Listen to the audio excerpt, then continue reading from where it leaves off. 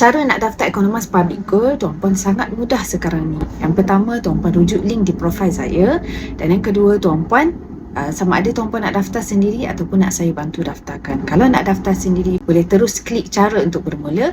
Kalau tuan-puan nak saya bantu daftarkan, klik isi borang ini untuk saya bantu. Dan next step adalah tuan-puan download aplikasi Public Gold. Sebaik saja daftar, terus login menggunakan username dan password itu menggunakan nombor IC sekiranya tuan-puan warga negara Malaysia. Kalau bukan warga negara Malaysia seperti Singapura, Brunei dan Indonesia ataupun mana-mana warga negara, tuan-puan boleh daftar menggunakan pasport, maka login menggunakan pasport di bahagian username dan password yang sementara. Next adalah tuan-puan terus mulakan dengan simpanan emas yang pertama untuk aktifkan akaun emas, iaitu minimal serendah RM100 dan ke atas. Maka selepas itu tuan-puan akan terus dapat username dalam bentuk PG code.